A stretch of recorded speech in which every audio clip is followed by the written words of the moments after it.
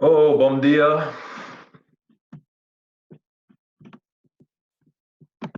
Just unmute you, mate. How are you doing? Yeah, not bad. You? Good, good.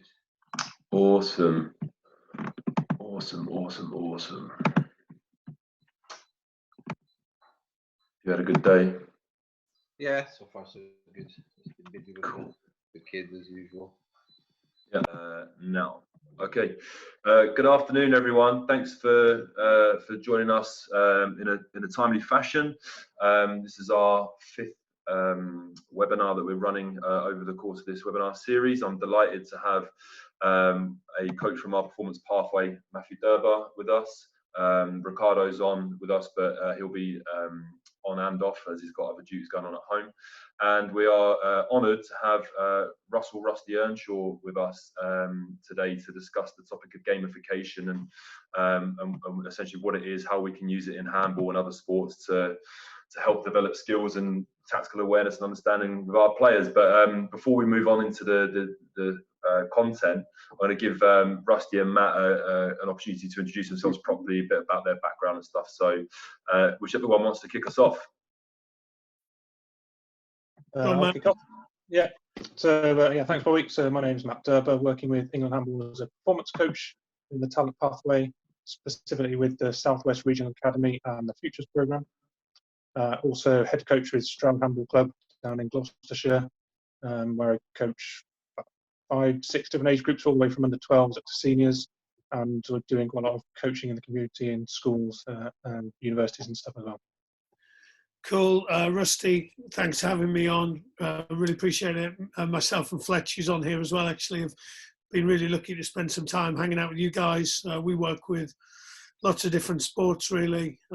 Cricket, football, rugby, lacrosse, the list goes on. I'm tall enough to be a handball player, so I'm 6'4" and I've got quite long arms, so I might have missed my calling. And yeah, I'm pretty pumped for this, because this has been something, gamification, that I'm still exploring 12 months on from Amy Price kind of landing this with me. And I know you guys, and I know Matt's been trying some stuff, and I think this will be a great opportunity for us to go, well, why? You know, what's going on here? So yeah, I'm pretty pumped. Awesome. Rusty, just give us a little bit more about your background before getting involved in coach development stuff. What were you doing before that? Yeah, I've got like a series of lives. I went to university, studied economics and maths at Cambridge. That's weird. I then was a professional sports person, failed-ish, did okay. Then I coached, so probably like lots of people on here, you know, kind of learn your craft, get some opportunities along the way. So I got to coach England under 18s, England 20s, England 7s. Coached with in rugby, just so we're clear. In rugby, yeah. And then I was a teacher for 2 years in the middle, because I was away from home too much, like most coaches are. So I taught economics for 2 years. So that was probably, to be fair, learning that new skill was a pretty good learning opportunity for me. Awesome. And Rusty, if you can you give us your impressions of handball, the game? I mean, you probably weren't too well versed in it before you started engaging with us. What do you think maybe the cool things about handball are? Yeah, we just did a call and we spoke a bit about it. So we actually started talking about handball, and I think it gives look, it's an invasion sport. You can be tall, but you can also be small. So I think it's pretty cool. Like rugby, you can have different sizes of people. I enjoyed watching people kind of tactically adapt and play different ways. That's something I certainly get excited about, is how can you play the chess? How can you surprise the opposition? I think it's a game of skill. So there's lots of stuff going on. I jumped on the webinar you did on Tuesday or Wednesday. And, you know, there'll be different defences facing you, so therefore you have to do different things. We work a bit in hockey and in football, so there's some connection there with, like, actually what's the experience of goalkeepers. So I'm always intrigued by that as well. And then I think it's probably at a stage where lots of sports are. So do a lot of my work with British hockey, where they've got worth looking at things like the golden thread. So they've gone quite games-based around their training, and with good reason. It's engaging, it's contextual, You know, people are moving and having an opportunity to learn stuff. But then I think the challenge is always around how do we coach, and I'm going to use the T word, technique, but probably more, how do we get people to have useful actions that they can put into the game? So how do we coach skill for me? So yeah, that's where I think gamification's changed my world. It's definitely helped me with my coaching. Tell us a little bit more about Amy Price and the rationale behind using gamification. Why is it gaining so much traction, do you think? Yeah, look, and maybe people just imagine, have a think about either if you play computer games or if you've got children. I've got a 15-year-old son who loves a computer game, and maybe trying to think about the reasons why. So Amy Price, who's now a coach developer with the FA, I would definitely look her up. Really condensed it down into some principles. So one of the reasons people like computer games is they get to go on a mission. So it's their mission, they kind of own it. It's not a coach saying, here's today's learning objectives, because the reality is everyone in a session will have different experiences. Second thing is the ability to have levels, to set challenges. And certainly for me, where I see blocked practice, if we can, me and Fletcher's been talking about it then, if we can gamify that, we can start to people to understand that I'm a level 4 off my right hand and I'm level 2 off my left, and how can they be developing it? And one of the things they do with computer games is, well, it starts quite easy and it then builds up and it gets harder and harder. The other thing to think about is if a kid gets to a computer game, if they get to level 8, they don't start again on level 0. So think about your training sessions and why are you going back to level 0 if they're already at level 8? Maybe you go to 6 or 7 and master it and move on. Third thing is superpowers, and I'm sure we'll explore them in the session. For me, that's about either allowing people to access the game. So it might be a new player in hockey, rugby, handball, and the pressure they receive on the ball is less than other players, to allow them to have some moments to get into the game, and also to perhaps encourage other people to share the ball with them. Fourth thing is pausing. Biggest change in my coaching, and maybe have a think, coaches, about what percentage of the time the session is stopped is you versus the kids. So if you'd asked me that question 12 months ago, it would have been 100% me and 0% the kids. I'm not willing to share any sessions from before then. What it looks like now is probably 80% them, 20% me. And that's because I've scaffolded in pauses. So we're playing a game, you guys get the chance to pause it in the same way they would pause a computer game, and maybe go and ask a friend how they need help. Come to me if you need help. Clearly, I would still be pausing it sometimes. So yeah. I'm not 100% them.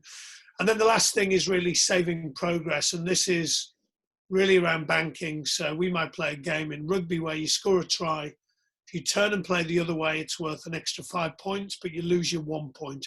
And you have to make decisions. And the reality of all of this is that it's, and I think people will have seen this in the workplace, in the classroom. I think this will be really normal in 5 or 6 years. And it's about metacognition. It's about thinking about thinking. It's about players being able to think about when do we need to pause and why. What superpower would help us? How can we move to the next level? So it's really about thinking. So getting players just to think more. Okay. Matt, I'm going to try and move the presentation on to this slide. So Rusty spoke about a couple of things there, secret missions and superpowers. You've been doing some work within the pathway and also with your club.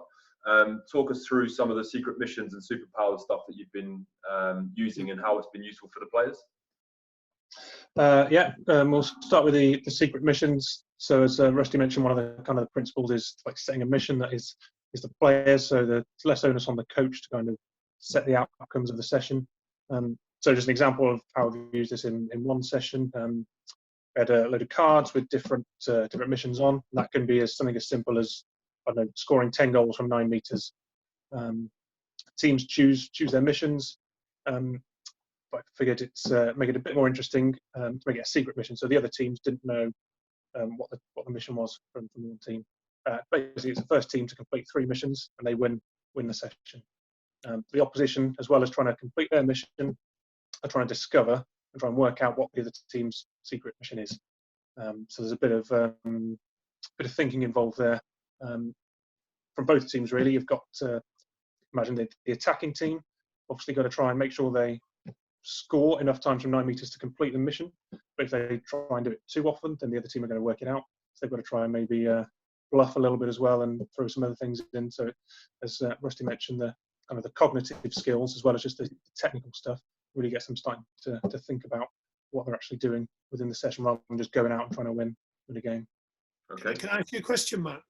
Yeah. What did you notice anything different to, let's call it a normal session? Did you notice anything different in the players?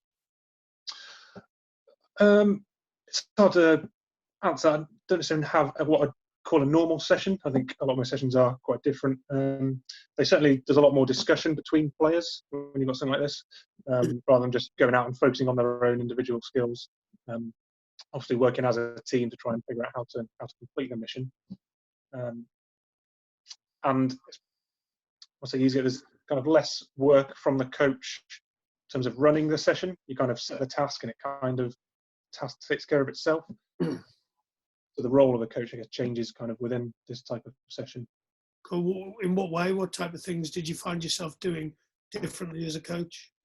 It depends on the session really and which kind of design we use. But going back to this secret mission, like I said, you can kind of get the task. The task kind of takes care of itself. The teams are playing against each other. Kind of allows me as a coach then time to actually sit back and watch. And either I can be there to help give them pointers in terms of how to complete their challenges if they ask. Also kind of opportunities to watch individuals and pick out maybe areas for them to work on one-to-one. Nice. Can I just bring to life some of the stuff I've heard, Bobby, and maybe try and translate it? Go ahead, mate. Matt, firstly, my hand is up, Matt. I want to take part in this session. I'm all in. Give me a secret mission, Matt. Seriously. Some real simple stuff. So have a look at Laura Mossman's work around choice. It's the number one behavior for coaches to dial up around motivation. Now, it's also, sometimes you don't want to give them total choice. So if I said to my daughter, what time do you want to go to bed? She would probably say 2 o'clock in the morning. However, if I say, do you want to go to bed now or in 20 minutes? Then she'll go to bed in 20 minutes. So, Matt, I'm assuming there's some prior planning for the session to create some missions that, based upon the group, you thought this might be useful, but I'm actually going to let them choose some stuff. Yeah, so you can kind of set the missions out and kind of write them down on cards or however you choose to do it. So they're choosing from a set list, and it's not just them picking, something they want to do at random. It's all tailored towards either areas that they're actually strong in that you want to kind of develop even more, or maybe some areas of the game where they actually need to work on. So you got a bit of both, but they're choosing from things that I've prepared rather than them coming up with it from scratch. Cool. So maybe an opportunity is sometimes to allow them to choose their own mission with a couple of mine thrown in as well. That's something I would look to explore. Yeah, cool. And there's definitely value in co-creating some stuff. The second thing I thought about, and once again, you described it as less work. It's not less work. You've done really good practice design there, session design, that almost then frees you up as a coach to, and once again, probably my most important skill as a coach is noticing. So I heard you say, I could notice individuals. So what type of things were you then looking for? Because you had time to notice stuff. So it could be stuff similar to just individual technique, looking for, areas of weakness within the technique or cooperation between different players in different positions. Whereas if you're running what I maybe call a traditional session where you're kind of setting up a drill and trying to make sure that runs properly, you're kind of more focused on making sure that the drill runs properly and not focusing on the players. So yeah, things like technique, positioning, interaction between different players.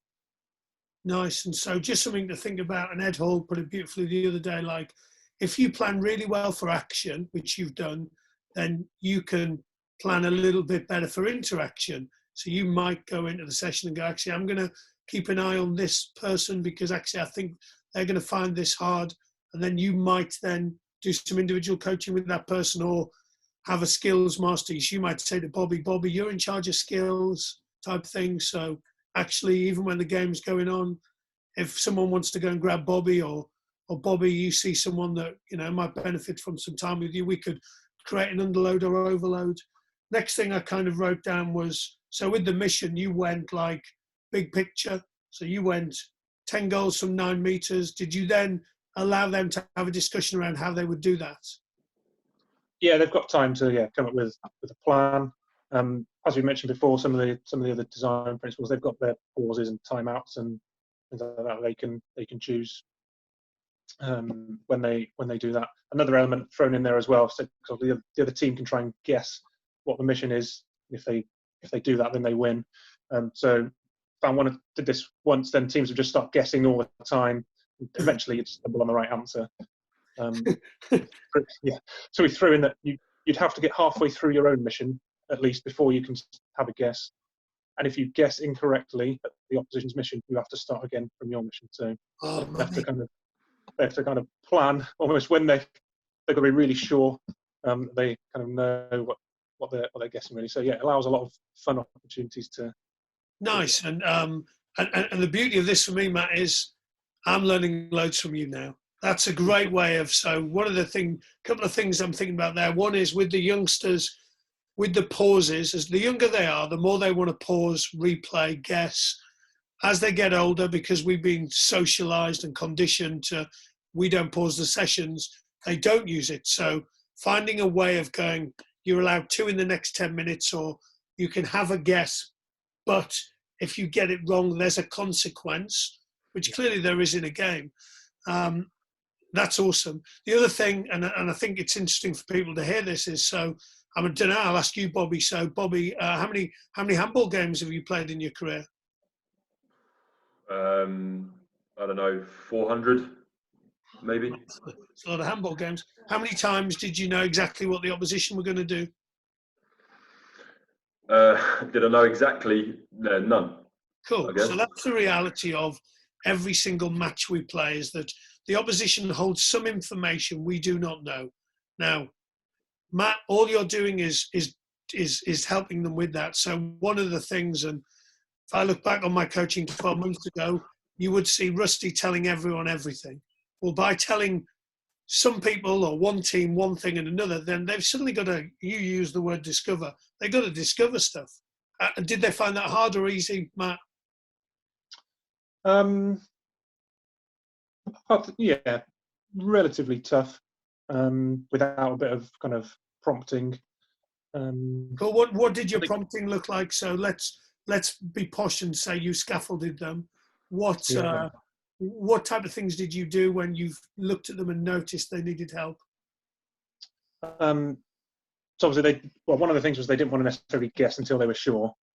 But I'd have a conversation with them and maybe get their thoughts without it being kind of an official guess, that kind of thing. Nice. And then to kind of see if they could then try and figure out ways to kind of see if that was the case. So could they, as a defence, maybe try and force the attack to do what they thought they were going to do multiple times enough so that they could think, oh yeah, okay, that is what they're trying to do. Nice. They found that tough, and then I guess it just needs a bit more. Why do you think they found it? Giving them ideas of how to do that. Why do you think they found it tough to start with? Well, because they've never done anything like that before. They've never done it. So the hardest team I've coached this year is the England over. Hopefully, no one on this call is from them. The England over 45 touch team. They just wanted me to tell them what to do. Someone's asked a question. Actually, Kirsten's asked a question. Give me an example of the superpowers or the secret missions you've used. So it can be things like scoring from 9 meters, or it can be creating a goal scoring opportunity from like a crossing move, or like a 2v2 Russian screen with a line player, or could be defensive secret mission. So it could be steal 3 balls from someone while they're dribbling. Literally anything you can think of, any kind of technical or tactical kind of outcome in a game of handball, you can use that as a mission. So Rusty, can I just jump in with something? Yeah, question for Matt. Sorry, Matt. So just to frame this a little bit, maybe better for coaches that are listening, this is all set up in a match situation. This is, yeah. This particular example. So match situation, 7 against 7, more or less. And each team has got certain ways they can score or to complete their secret mission. So 3 secret missions, right? Yeah. So Yeah. a team might choose 3 cards. The first one says, yeah, score from 9 meters 10 times. So that's their mission, and then once they've done that, then they move on to the next one, which might be, yeah. So like we've kind of covered the types, but I suppose what I'm interested in is to know if it's a normal game, are they scoring from other positions in other ways that aren't related to the mission, and is that counted on a scoreboard? Is it in a time frame? Stuff like that, you know. Is there other ways that they can still win the game, or does it have to be those 3 players? So this specific session that I'm kind of taking this from, to win the game, you have to complete your missions. They can still score from anywhere, and actually, it's still beneficial to score from other areas because you're trying to not make it obvious what your aim is. Yeah. Okay. Cool. So there's still lots of opportunities to score from different positions, and actually, it's probably still encouraged to try and do that, to try and throw the other team off. Yeah, just something to think about. So Danny Newcomb's work around, look, reward, not restrict. So you might say, look, you get 1 point for let's call it a normal score, but actually if they score beyond the 9 meters, 10 meters, 9 meters, it's worth 3 points. So they still have choice, but actually you're pointing them towards something, and it might be that they have to score, 21 points. So they could do it in a variety of ways. Can I just kind of expand a bit on the superpowers stuff, and the secret missions? So for me, secret missions could be that. They could be like an individual skill. So the reality is, if I tell Bobby, your goal is to do this, and I don't tell anyone else, you are likely to have some success. So your secret mission, Bobby, is to try and, set up 3 goals. Then you will have some success. If I tell everyone, then it becomes harder for you. So that's the beauty of a secret mission, is someone can have success. Now, of course, I could go, Bobby, your goal is to do this. And then halfway through, I could go, just so you know, everyone, Bobby's goal was this. He's done it twice. See if you can stop him. So it suddenly becomes harder. So we have more stretch. The other way I've seen it done really well, and I think this is important with the kids, I've seen kids pick secret missions for other kids. So we really want this girl to touch the ball more often. So if her tries are worth double, then and we don't tell the opposition, so they share the ball more with her. She gets more opportunity, she gets some success, and then we might later on share that information. We don't have to share the information. Sure. It's interesting, and how the players would respond to those things. Like the behaviour of the players would change depending on the information they've been given. Like you say, if they know that you've given me a task to score to make 3 assists. On the 3rd one, it completely changes the dynamic of the session. It really, like you say, stretches the players. Can we talk a little bit more about the superpowers, Matt, and stuff that you've done before? And Rusty, I'm going to come to you on your Broadfields game that you did and ask you about a superpower that you put into. Yeah, Broadfield. But Matt, let's come to the superpowers that you've used for now, and then we'll come to you, Rusty. Yeah, so superpowers, found a good way of either stretching kind of the more able players, or a good way of including maybe some new players or players that are less able. So, for example, you could have a player who can take unlimited steps, or they can, rather than steps or dribble, they can have the ball for 10 seconds and they can do what they like with. So, as I said, they're able to get a bit more success. They get more opportunities to practice, and it brings them into the game. One way used it in training before is they've got to earn their superpower, so you don't just give it to them. So we used kind of a gold star analogy. So if you complete a certain skill 5 times, you get a gold star, and then you earn your superpower. Is there any other examples other than unlimited steps, Matt, and time on the ball that you've used for superpowers?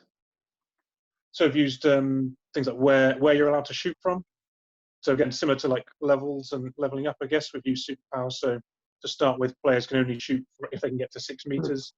Once they've earned a superpower, they can score from 9 meters or anything. Again, similar to with the missions, you can choose any kind of skill. Yeah. Make it easier or harder, depending on whether you want to challenge someone or make it more accessible. Okay, thanks, mate. Rusty, we'll come to you because I watched your session the other day that you did at Broadfields. Broadplain, Mighty Broadplain in Bristol. Okay, right. So rugby. Rusty did a rugby session. Did you know the boys before, Rusty? I'd seen a couple of them. Like, I don't coach that team. It's not my son's team, and I don't even coach my son's team. I'd seen a couple of them around before. Okay. So one of the examples that we saw, and this is, and maybe for people that don't know anything about rugby, their offside rule is a little bit similar to football in that you can't be beyond. In rugby, you can't be beyond the kicker, but in football, you can't be beyond the last defender. So it's similar in the sense that a player advanced down the field has to be in a certain position behind the kicker in rugby's example. In your example, Rusty, one of the players decided that their superpower was going to be offside. So essentially, and as Matt described before around having unlimited steps, which is effectively against the rules of the game. So I'm interested to dig into this a little bit deeper around why would we use a rule that is, why would we use a superpower that is against the rules, but could promote some learning? So over to you, big man. Yeah, look, and it's I've written quite a few things down around superpowers. It's a great question. I think there's a trade-off with everything. So the minute you change from the game, it's not quite the game. So I think what I'm hearing Matt say is that he was comfortable that a player would have some impact on the game and a better experience and learn more by using this superpower. Now, it's not exactly the same as the game, but in Broadplain, as an example, they will rarely kick. So to kick to score when everyone's behind the ball is actually a really hard skill. There wouldn't be many people in international rugby that can do it, quite frankly.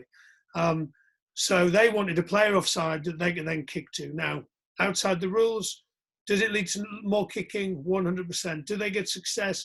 Are they more likely to try it? Might we then adjust the rules and say that actually the person who catches it can't score, or if someone touches that person, they have to go back onside? Of course. And that's, your coaching craft, really. Some stuff I wrote about, it was, I would generally give them choice. They always most certainly come up with better ideas than I do. And if we ever get to it, there's a long story about Birmingham City.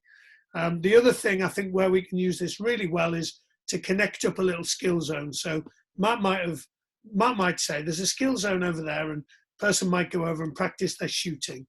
And then when they come back into the game, they've got a superpower for the next 5 minutes where a goal from them is worth triple points. So we start to connect up skill training, technical development, technical shaping, whatever people want to call it, with the game. So they go and practice something, and then they understand that that's helpful to put them back into the game. It's really interesting that you mentioned around, that the kids come up with better ideas potentially than we can. Now, speaking from personal experience, the last video game I played was Tetris. So my knowledge of video games is extremely limited. 50 years ago. Yeah. I've got it on my laptop, mate, now, so I'll still play it regularly. But the point is, when I was implementing a gamification session with my club team, I left it open to the boys to contribute where possible and what they felt would be necessary. And we did like a banking game, so there was an amount of passes that needed to be achieved before they could execute a certain action. And the players were allowed, the opposition team were allowed to tackle the team that was in possession. And the suggestion that came from the opposition was, if we make a successful tackle, we win the ball back, but can we nick the passes off them? So can we steal the points off them? And it blew me away. I was like, I've never done that. 100%. Yeah, I had no ideas. But before I move on the conversation, is there anything that Rusty or Matt want to add to this bit about superpowers? Guys, just before on that one, we have a question that I think it would weigh in well on what you're discussing. I've tried to reply, but you guys are the experts on this, so I will let you do your thing. So the question is around the way you use superpowers to shape practice, and they ask, after you give a player a set superpower, for how long is that superpower with that specific player? So my answer was it's very flexible and it's dependent on the practice design and on what you want to achieve with that. You and the players, obviously. But what's your insight on this? So when you give someone a set superpower, how long usually would it last? If it would last to the full session or just part of it? It would vary for me. And by the way, it could be a team superpower or an individual. It would vary. I think there's definitely, and you would know your group, there's some merit to you could lose it. So if the other team work out what your superpower is, you could lose it. So I just think there's infinite. You could have on the side of the pitch 4 or 5 superpower cards. They then choose, we're going to use this one for the next 3 minutes type thing. And the reality is, once again, like it's about either giving people opportunities or presenting them with a picture the opposition haven't seen before and they've got to work out. So I think it's the coaching craft really of deciding when, who gets it, why. In Amy's world, so she'd be very pure gamer. So Amy would say, you have to earn it and you have to know when to use it yourself. And so I think that's where I'm trying to get towards. And possibly sometimes I'm scaffolding them along the way with some options. The people I find this the hardest with sometimes is like the teenage boys, and they'll go, well, every time we get the ball, all their players fall on the floor and pretend to be dead. And I'm like, and that's going to make everyone better, is it? So at that point, that's where I would always have, as sounds like Matt does, 2 or 3 options either in my head or go, look, here's 3 cards, pick one. Which one do you want? Thank you. Anything else from the questions, Ricardo, before we move on? There's a couple more concerning the superpower situation. I'm guessing you, Bobby, just mentioned this, and there was some sort of reply around it using Rusty's experience in rugby. But Sergio is asking about if it's useful to allow to play out of the rules, which I guess you've replied earlier. And someone asked for more specific examples of secret missions and superpowers, but I guess you've mentioned that as well. So at the moment, this is okay, cool. So I'll push the conversation forward, and as we've covered some good practice examples, and we've got some stuff that we will share with the people that are booked on when we send out the debrief email. But I'm really interested in how players react, and we did cover a little bit earlier on, but obviously in our pathway and in our club network, there's the whole range of boys, girls sessions, under 10s to performance pathway, further up the ages and stages. Rusty, in your experience, what's been and I think you shared a bit of a mistake yesterday on the webinar with the PDP that you made. I don't know if you made a mistake. You're joking. No, it was. So I had some. I coached a session at ACS Cobham, and there's me thinking it's a great session. And a kid comes up to me and he's 17 and he says, "Oh, Rusty, can I give you some feedback?" And I was like, "Yeah, of course you can." He said, "That's the worst session I've ever done." I appreciate your feedback. And the reality, and he said, "Look, let me explain why. My dad's in the military. I've never had to make a decision. I really struggled with that. There was too much choice, too much of where I had to make decisions. I've never made decisions before." And so it's good feedback for me, because where I probably need work on as a coach is noticing the people that are struggling. So as Matt said, he noticed some people that were finding it hard. I think for me, that's where co-coaching comes in really well. So if I was coaching with Matt, and we might suggest that Matt is better at noticing people that are finding it hard and supporting them, and maybe might be a bit of one-on-one, might just be pulling them out, having a chat. What have you noticed? What do you think the other team are doing type stuff. So yeah, that was it. And probably my kind of, and I don't want to generalize, but I just found this easier the younger they are, the more playful they are. I've had to adapt my language sometimes with the older people, or I've really had to sell, who wants a superpower? And I'm generalizing, but when I've done it with girls, they've been miles better than boys. In what way? They just think more, they're more collaborative, they're working out the problems there. The boys are just trying to win points and be like boys are sometimes. So I'm generalizing, and I've done it in a lot of sports, and that's what I've experienced. I don't know. I mean, what's it been like for you, Matt? What have you experienced? Yeah, just coming on to a couple of examples you gave earlier. Well, one example you gave earlier on with the boys choosing like the superpower and stuff. I think a real one that came up in one of my sessions. Their superpower was the other team wasn't allowed to shoot, which obviously kind of defeats the object of the training session a little bit. So yeah, I think the boys are generally a bit more, they find it harder maybe to think of something, I don't know, appropriate, or don't know if they're taking it seriously as much. But then they're more into just going full out. If they've got 2 pauses, they'll use them. If they've got 2 replays, they'll use them as soon as they've made a mistake, rather than thinking about it.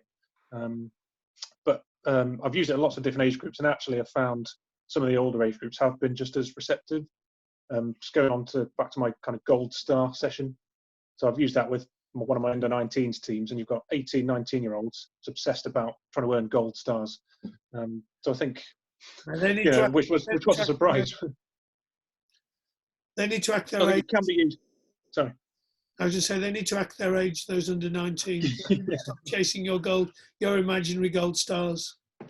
It's interesting because I had and Matt, maybe you can elaborate a little bit more on it, because I know you work with the girls at Stroud. A friend of mine in Norway was asking around introducing it to girls of that age group, of that kind of under 19, under 18 kind of level, because they're probably not playing computer games. So what's been the kind of, I don't know, response? And you mentioned about people being obsessed with gold stars, but has that been the same across boys and girls? Yeah, and we've not really kind of sold it as, this is based on computer games. It's just kind of like adding in like challenges, so they don't have to necessarily be into computer games. It's just a different way of setting up a session, really. And if they're into computer games and they kind of relate to it, then that's fine. But I think people just like the challenge, and like some of the older ones who are more able to kind of think about the game a bit more, quite like the challenge of having to solve the problems rather than just be given stuff to do. Sure. And just people will be doing this, but without knowing it. So there'll be parts of your coaching you're already doing around this. I just wrote down 2 things there. One was the best feedback I ever got. I coached some international sevens players. They're seniors, and they said all our training should look like this. And the second thing I tend to do with the boys, and I don't know if Matt's had a look at this, is I would always say, do you want the easy level or the hard level? So I would always give both teams options of, do you want to go hard or easy? It's only in football they go easy, by the way. In all other sports, they choose hard. And I then go, oh, why have you chosen hard? Oh, we really like a challenge. Oh, cool, well, that's good. So are you cool that I'm going to challenge you for the rest of the session? Yeah. And then I'll probably turn to the other team and go, these guys want challenge more than you guys do. I'm surprised type thing. So just to get that real competitiveness going with them. Yeah, and that's the skill of the coach, isn't it? And it's what we come back to before about this isn't about just setting up a session, sitting back and watching what happens. It's there's some proper opportunities for, like you said about Ed Hall's planning for interaction stuff, and there's lots of different ways you can behave as a coach to pull those behaviours out of the players. Guys, sorry for interrupting. Sorry, this challenges coach my coaching more than any other. Can you hear me? Ricardo, can you put yours on mute? Is Eddie talking? He was, sorry. Rusty's trying to finish a sentence. That's cool. I'm just going to say this has challenged my coaching more than anything else, because people are having to problem solve, and I'm having to notice and scaffold, and some people are getting quite frustrated because they've never trained like this. So it's really challenging me as a coach to help support people better. It's been a tough 12 months at times. Awesome. Nothing wrong with challenging yourself as a coach, right? Ricardo, sorry, mate. Do you want to jump in with a question? No. I was just using the fact that you were talking about it because Fletcher asked the question on the chat. Just following what you're discussing about coach behaviors and skills, and he asks, in your opinion, what skills would be useful for coaches to ensure block practice transfers back into the game? Who wants to take that one? I'll take it, but I'm happy for other people to contribute first. Matt, did you want to take it? No, I was going to leave that to Rusty. Cool. Look, I think it's it's a great question. I think it's the $1 million question. Like, does what I'm doing here transfer to the game? That's why I like having levels of this and gamifying it. The other thing I would encourage most coaches to look at is old way, new way. So there's lots of research, AIS back in the day, across multiple sports, multiple domains around the impact of. So I'll give you an example from rugby. So there's a kid who doesn't have his hands up before the ball comes to him, and so he drops the ball. My instinct as a coach is to kind of go, yeah, get your hands up, mate, or be a T-Rex, or, you know, and I fixed it and I'll move on. Next job, what am I going to notice next that's wrong? Actually, the evidence would say the biggest impact is to go, right, we're going to do 10 minutes of hands down.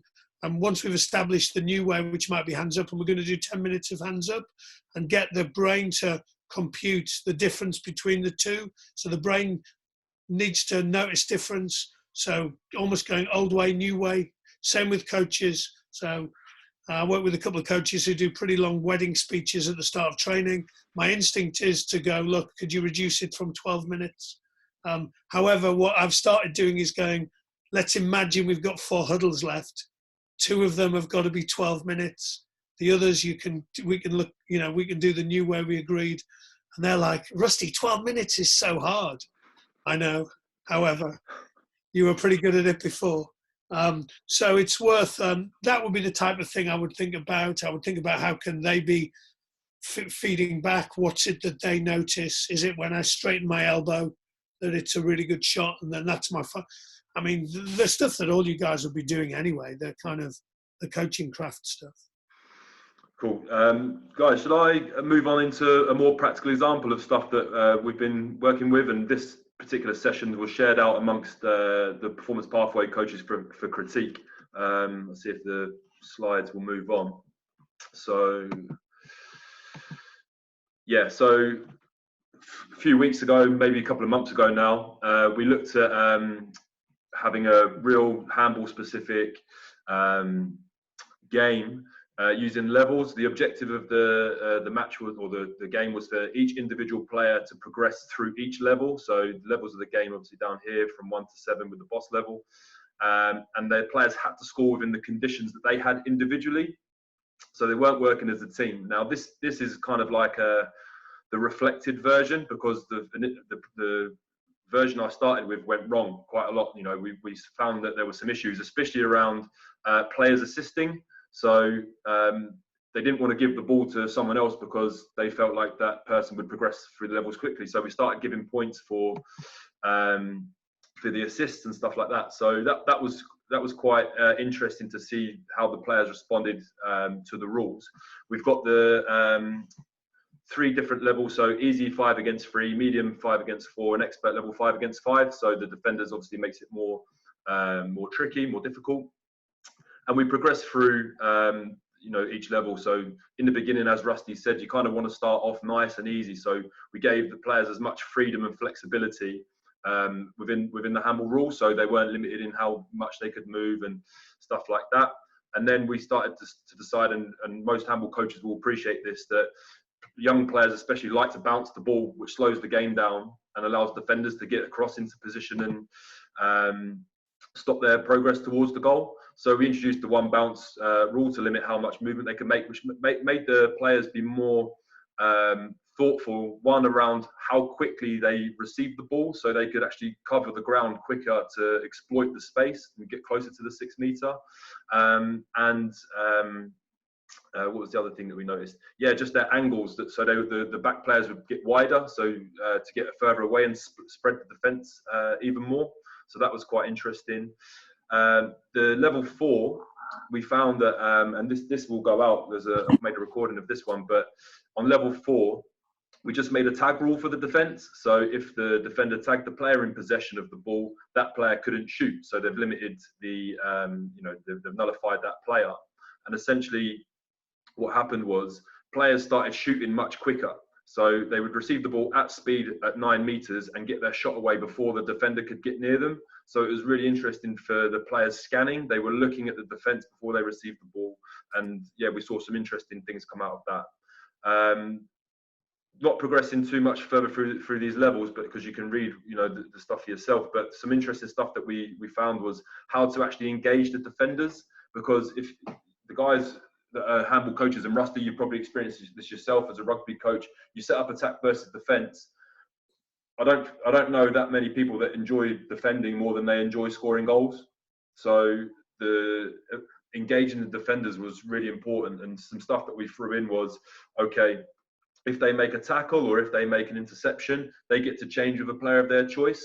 And then we brought in that, can they steal the level of the player that they've swapped with, so they could start on level 3. So you don't have a defender that's been on level 1 or level 1 for 10 minutes of the practice. They've tackled someone that's on level 6, and they have to start on level 1 and try to catch up. So you give them that opportunity to progress nice and quick. Now, I'm not saying that this is the finished article. It's just something that we've been certainly at my club, we've been working with. Matt, you made some suggestions on this. Can I ask you a question? I mean, what did you notice? So when you ran this session, was there any, like the same question as asked Matt, was anything different in the players? So the funny thing with this session is it was with senior players. There was some under 19 players in there, but most of them were seniors. There was one guy that was it was his first ever session with us, but he was like 35, 40 years old, came from the Czech Republic, used to play in different, probably more traditional handball. He was completely lost in the beginning, and I had to work quite hard just to get him on side, but by the end of the session, he loved it.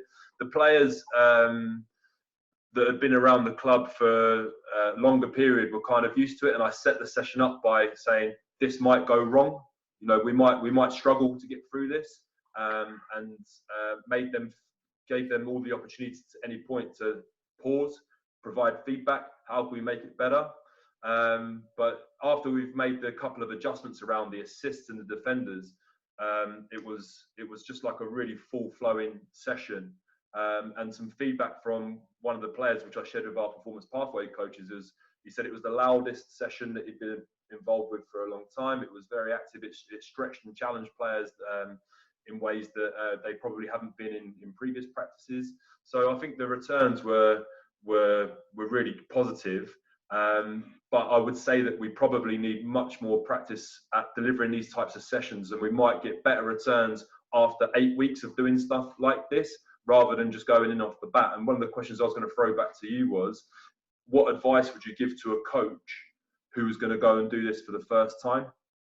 Yeah, it's a good question. And I just wrote down a couple of things you said. So I think it's important, it's useful to frame it.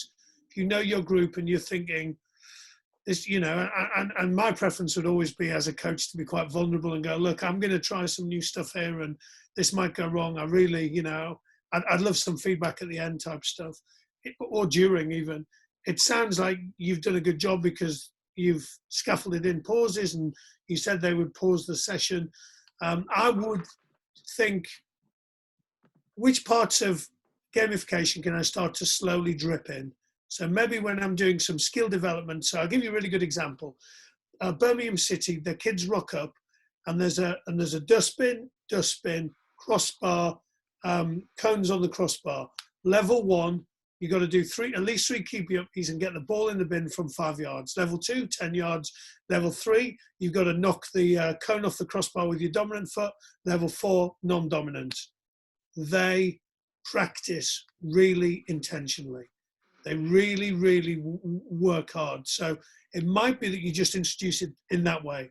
And that's a really interesting way of the blocked practice stuff that you mentioned before, because there's very little in the way of decision making, but there's very intentional striking towards particular objects and that type of stuff. So, and if I was, let's say I was introducing pauses, I might say, cool, if I gave you the option of pausing the session, what would people pause it for?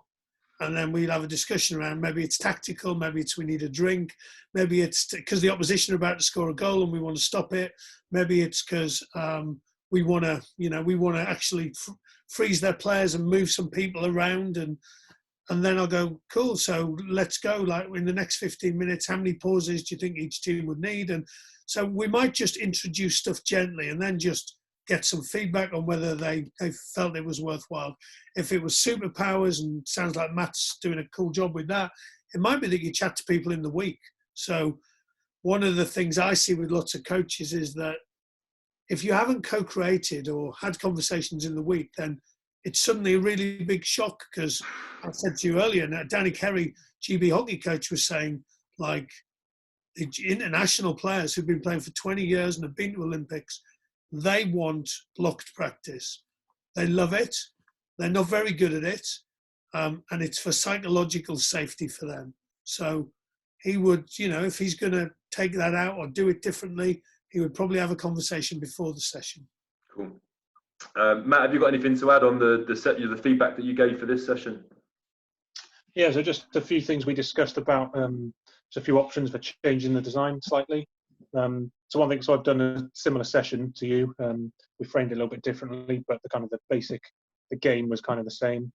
But we decided to give the same point scoring system basically for an assist and a goal, just to try and make sure people were making the correct decision every time. So rather than, obviously, if you get more for a goal than you do for an assist, there's more chance, you know, there's more likelihood they'll try and go for the goal, even if the assist is maybe the better option. Yeah.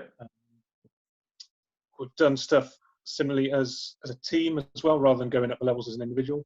Because even if you're getting points for an assist, what we found on one occasion, there was a lad who was basically 1 point away from winning, and no one had passed him the ball. Even though they'd get a point for an assist, no one had passed him the ball because he was going to win. So maybe then changing the design slightly, so it's the team going through the levels, and then maybe if someone steals the ball or someone tags an attacker, then the whole team swap. So there's a few different ways you can frame a session based on, I don't know, any problems you come up with. That particular one around the team stuff really helped me think about engaging the goalkeepers, which was criminal from me neglecting the goalkeepers in my session. They did not feel engaged at all. We tried to give them individual challenges, but they weren't interested. And if anyone knows the goalkeepers at my club, they're quite chilled out anyway. So trying to get any kind of energy from them is difficult. But Matt, you said it when it goes to the team version, that effectively the goalkeepers have to work. They're part of the team. They're actually a part of the game, right? Yeah, so if you've got two goalkeepers, it's easy, because you've got one for each team, and they're as much a part of winning it as not. If you've got one goalkeeper, it could, I know, throw up some different challenges. So you have to kind of find a way of making it competitive for them as well. Which, I don't know, as a goalkeeper, maybe you've got some more ideas for than me. But, can I share a couple of ideas on the goalies, because I think it's important, and clearly your mission is based around the stuff you want to see more of. So Matt, you wanted to see them practice some shooting from further away, so that will become high value. If you wanted goalies to be a big part of the session, they would become high value players. So if they made a connecting pass or they made a save, so if a goal was worth 1 point and a save was worth 3, the goalies would have a better day. Think about the experience of a goalie. I don't know what percentage they're let in. It would be high. It looks really hard to save the ball in handball to me. Yeah, they're letting the ball in. They're not letting it in. Often when they do great saves, people don't tell them. Often when they let it in, people say you let it in. One of the things I did, and it was a thought experiment for me, really. It was at a hockey session, and I could see the goalies were having a tough time, and they're almost like mentally counting how many goals are conceded. Often with small-sided games, you concede loads. So I said, secret mission. I pulled over to the outfield. Some of the outfield players said, secret mission, you've all got to have a really positive interaction with the goalie in the next 10, 15 minutes. Because they were having no interaction with the goalie. So something I would notice is interactions between players, definitely outfield to goalie. And then suddenly the goalie starts getting a bit of confidence and feeling better. And then the goalie starts doing better. And the coach was like, oh, my technical coaching's made the goalie miles better. Look at it, type of stuff. I was thinking, I think it might be partly that. I just think they're a little bit happier. And just think about their experience. We had a goalie at an ACP workshop, and I said, what are you thinking? She said, I'm counting how many goals I've conceded. That's quite harrowing for a 15-year-old girl to be sat there like just adding up stuff that's gone wrong, because there's no way of her scoring.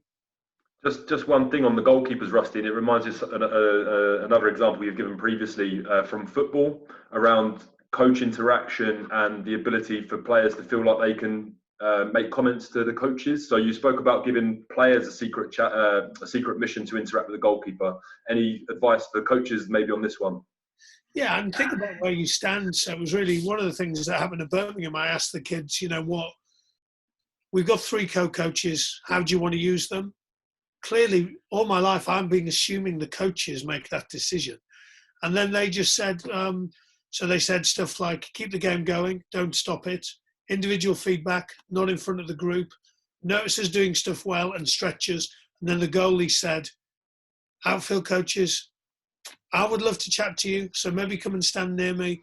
And then I've started watching and I don't know what it looks like in handball because I haven't seen it, but in football, the goalies often train separately and then come over. At that point, I've yet to see an outfield coach go over to a goalie and go, oh, cool, what was going on? What are you doing?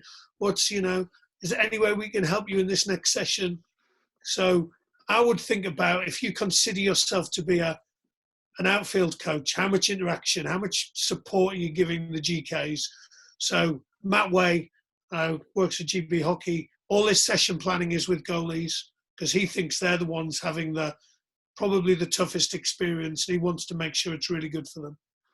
Mate, you're fueling all my biases talking about how much of a hard time goalkeepers have it. Thanks for that. What was it like as a goalie? Tell me. Terrifying. Like, yeah, reality. Well, for those that don't know and that are listening, I was a goalkeeper and I transferred into handball very late, at 24 years old actually. And the first 2 or 3 sessions, I got smashed in the face, winded, hitting other areas that weren't particularly pleasant because I couldn't pick up on the cues. You know, when the balls were going to be released, especially from 6 meters. I was brave enough to be in the way, but I couldn't get my hands up because I was a football goalkeeper. So initially, it was a very tough transition, and then I suppose just similar stuff to what you've already mentioned around how much interaction you have when you're at your club compared to when I was with the national team. With the national team, I was fortunate enough, we had some fantastic goalkeeper coaches to interact with on a regular basis.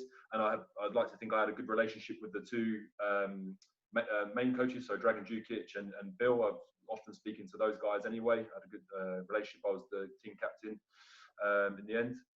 So yeah, it was tough, but there was a lot of times when you're on your own, especially out of possession. When the team's up the other end with the ball, you're stuck alone with your thoughts, and that's quite dangerous. So some strategies from the coaches around helping goal, and actually it might tie in quite nicely to the next workshop when we've got Matthias Anderson and Nikola Marinovic coming on to talk about their experiences as much higher level goalkeepers than I ever was, but to talk about some strategies around how they're coping in those moments. But yeah, without wanting to deviate too much off the topic, that was my kind of experiences as a goalkeeper. Cool. I think there's some stuff we could do around scoring and gamification and secret missions that would help goalkeepers. Yeah. Another plan. Maybe we'll connect on that one. Just so people know, with regards to this session, it will be sent out, and I've also had a couple of comments from other coaches in our pathway, Bill being one, that's made some suggestions around how we could flip it on its head for defensive skill development and tactical understanding, which was really, really cool. Ricardo, we'll come to you because we've just passed the 3 o'clock mark for any questions that have come in. Yeah, we just have one more because I obviously took the fact that you were talking about certain subjects to weigh in with a couple of questions, but it's very specific. So the question is basically, if the team superpower was to stop the other team in the conventional way, could they score in a different way for a time limit? That way we would still get the superpower, but it stretches the opposite team linked in another way, linked to the game. I don't know if it's making sense. So do you want me to rephrase the question? Please. Yeah, so if you give one team, if the superpower is to stop the opposition in the normal way, so if you consider the normal way a superpower, could you then give a counterpower to the other team to score differently? That would make it still relatable to the game, although one of the teams would score in an unorthodox way. The team in defense, the superpower for the team in defense would still be relatable to the game because you're giving them something they would be using on a normal context. So can you turn a normal defensive action a superpower, essentially. Yeah, I don't see why not. I mean, I think it depends what you want to practice, what you want to see. I'm always, because my preference is always, when do I next disrupt this session? So I also like the idea that, once again, one team gets some information that the other team might not know. And yeah, I think it's because the reality of a game is it's like tactical warfare. Like, you want to change the picture. I mean, and unless you're the best team in the world and you're winning every match and you've got some, awesome players, I think this is a great way to gain a competitive advantage. So I was with the head of coaching for Croatian football. He said we want to be the most unpredictable team in the world. We don't think we've got the best players in the world, but we want to be really predictable to us, but unpredictable to the opposition. So I think it's a great suggestion. Yeah. There's a comment now from a teacher from a different perspective that I would like you guys to give us your opinion on. So Andrew says that it's his opinion as a teacher that gamification can make pupils reliant on it and then struggle when the method is taken away from them, so they can get used to it and not be able to cope when you're not using it anymore, essentially. Yeah, what does reliance mean and what does struggle mean? Andrew, I think if you want to put your mic on and explain a bit more of your question, I think it would be helpful to inform the discussion.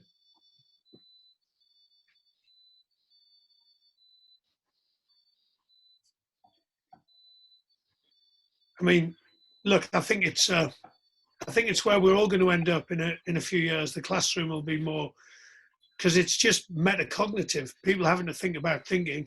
I would say one thing I have noticed is that if you do it with people and then you stop doing it, they become frustrated with normal sessions. I don't know if that's good or bad, but I mean, that's the reality in our world of rugby, where kids have a great time up until 18, and often they then go into a first team environment and it's not as exciting. What I would say, and fair, I mean, Matt, even now, I've written loads of notes of stuff you've said. Like, I think the beauty of all of this is there's some principles. Now, these principles are around learning and metacognition. They're not just stuff that's been made up. And then it's up for you alongside the players to co-create some cool stuff. I've learned loads off you today, Matt. You've taken these principles and, stealing off the opposition. I've never done that.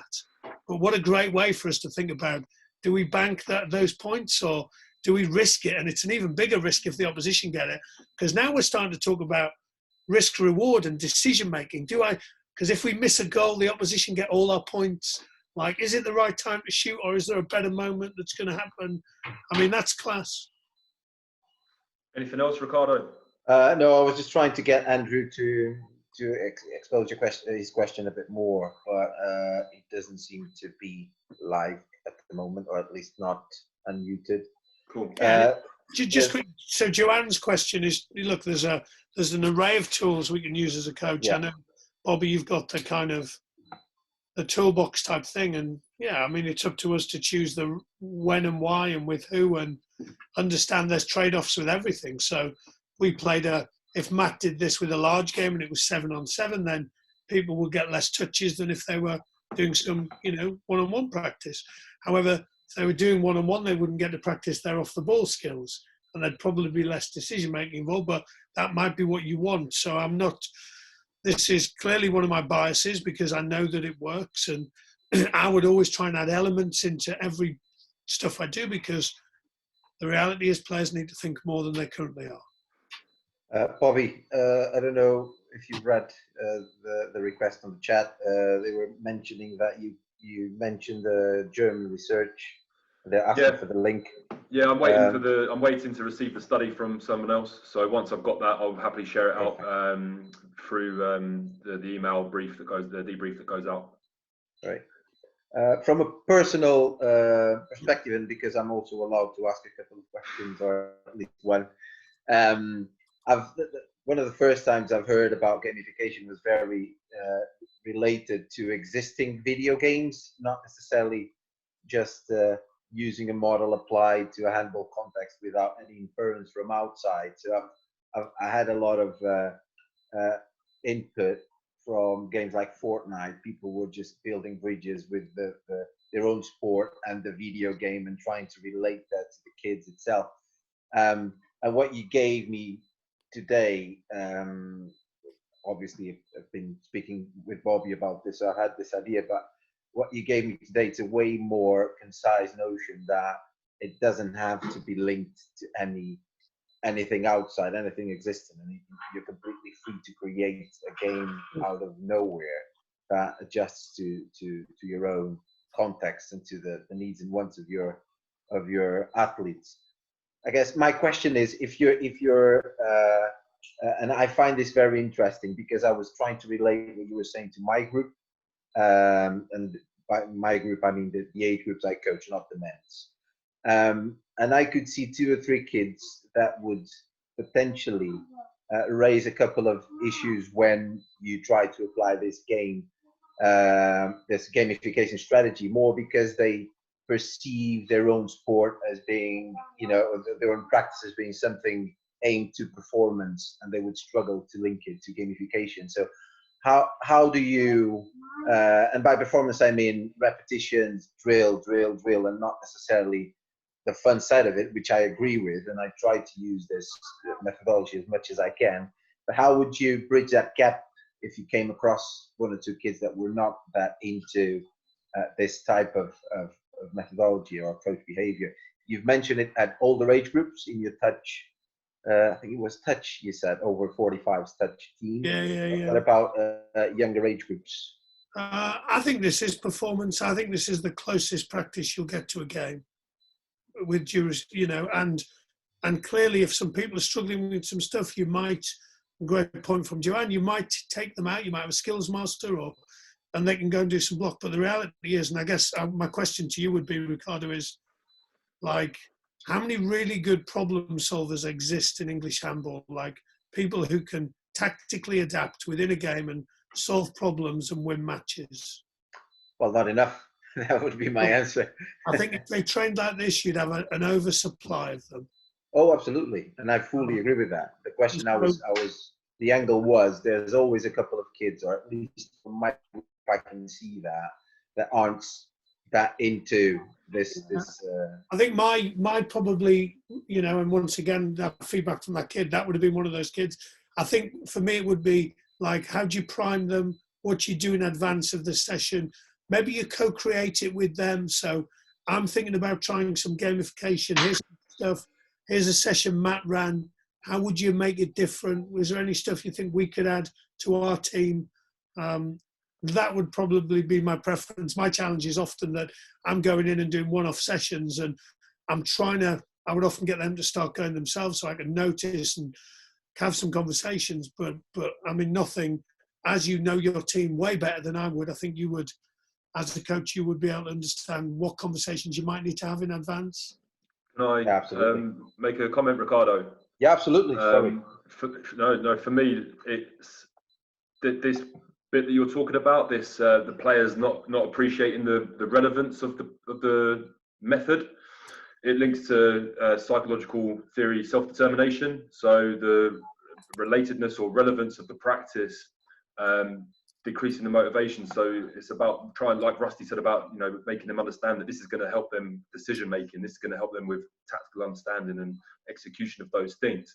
Not necessarily about making them a more their pass from left back to playmaker more faster or more accurate. Although that stuff will happen as a result over time, because they're better at scanning, they're better at reading where maybe a point defender is in the 5-1 or something like that. So it's probably just trying to connect what they're going to get out of it. Trying to approach this with the end in mind, essentially. There you go. Anything else from the chat? There's a few conversations going on, but it's Andrew got back in saying he can turn on the mic because he's a bit busy with kids around. I can completely relate to that. But he mentions about that we need to be careful with the age that we expose kids to this when we relate it to Fortnite. I didn't mention Fortnite as a must. I was saying that it was an option I was aware of, but you don't need to relate it to any existing game. You can create your own games and stuff like that. And Andrew touched the point of the school-based stuff again. So why he considers as a teacher this could be a challenge into some groups. And I'm just sorry, this moved. So he's saying he's not saying it doesn't work with his pupils, but he believes that when they're exposed to it, they feel they always need a reward as such, like leveling up, and then they will not engage when this gamification model is taken away from them. So that's his angle. Yeah, I would think of this as really like mastery. So I was with the RAF recently, and there was a lady who'd saved 95 people's lives, and the room full of sports coaches were going, well, what was the reward? And she said, personal satisfaction. And they couldn't get their head around it. Well, no, what was the reward? Did they? No, it was personal satisfaction. So where I see this is like, well, that's why I'm really surprised that as coaches, we do, and I've seen some great handball sessions where they get to level 8, and then where does the next session start? Starts at 1. And we never master stuff. We think we're helping them by going, and football's the worst, sorry, Bobby. Technical, build it up. Awesome stuff at the end. Back down here, build it up. So I see it as, it's a great question, and I do see it as, the self-determination stuff around choice, around mastering stuff. Rusty today, and it probably, I play less games now, so I might have a menu of games. So we might be saying, let's play the All Blacks game. What level do we want to start on today? Where do you want to set the challenge level today? And yeah, it's a good point. And the other interesting thing someone said the other day is, well, would you have a boss level? Because if there's a boss level, there's an end point, and surely development is infinite. So got me thinking again. As I said, it's something I'm definitely exploring, and Matt's given me some new ideas today. Awesome. Guys, Ricardo, unless there's any more questions that have just been fired into the chat. No, nothing. Cool, then we'll take this opportunity to wrap things up. Any closing remarks? Rusty, I'll start with you because I know that you'll have something to say, and Matt, I'll give you some time to think about something you might want to leave the audience with. No, I just think, look, this is, 12 months ago, I kind of found this, and it has had a profound impact on my coaching. As simple as them pausing the session. You then start to see what's meaningful to them, why they pause it, can they problem solve. Without me allowing that, I would have never known what they were capable of.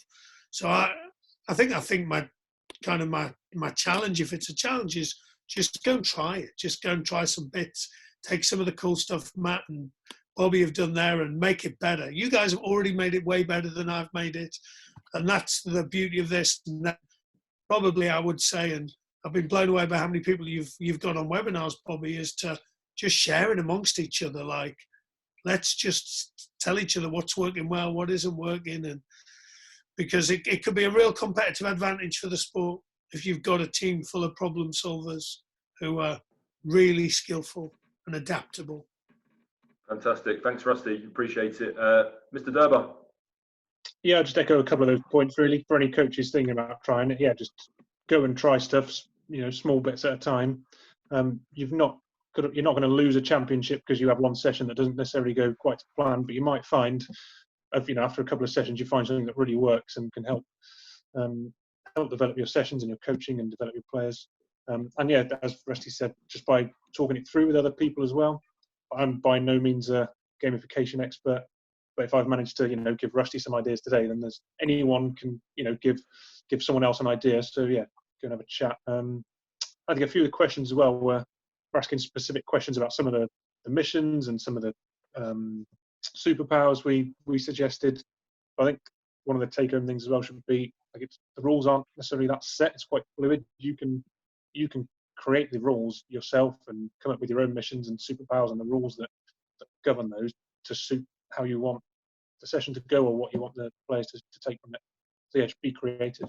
Can I just ask you a question, Matt? Sorry, because I didn't ask it earlier. I mean, how did you feel before you did it the first time?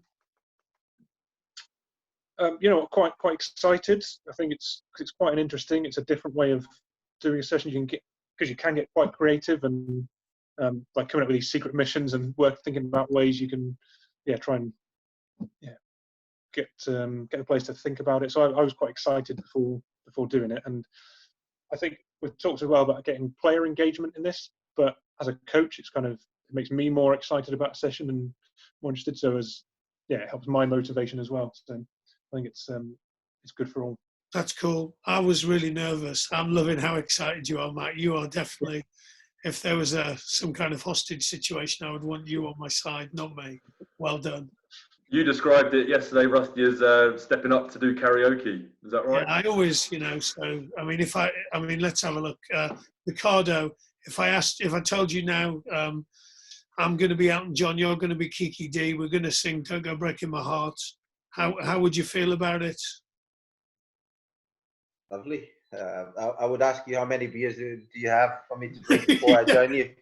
I love the way you crossed your arms and went, oh, lovely. I think my point is, like, and I know it's how I work best. I work best when I'm quite nervous before a session, not to the extent that I'm going to need 5 beers to get through the session, but actually that some stuff might not go well. And so I think that's a useful way for coaches to think that, and I love that Matt's excited, because I'm definitely feeling the nerves more than the excitement. So I think it's something for us to think about, how we feel before the session. Brilliant. What a fantastic way to finish the session, talking about how we feel about stepping into coaching sessions and different approaches to that. And for me, guys, it's been really awesome having you two discuss this stuff. I know I've chipped in with a little bit, but as Matt said, and Matt said he's not an expert. I don't think anyone is. Like, I think we're all just experimenting with this stuff, trying to find out what works, what doesn't, and I think that's the beauty of it, is because there isn't a one size fits all approach, and it's probably very personal to most people. Last thing is just say thanks to everyone for taking the time to join us today. Our next webinar is on Wednesday, and as I mentioned before, we've got Matthias Anderson and Nikola Marinovic, two very experienced goalkeepers, coming in to share their experiences and advice in developing goalkeepers, which is a subject very close to my heart and something I'm sure we'll all take a lot away from. Thank you for your time. Have a great weekend, and I hope you're safe wherever you are. Cheers, guys. Thanks, Bobby. Cheers, Rusty. Cheers, Matt. Cheers, lads. Top work. Well done, Matt. Great Thank set. you, guys.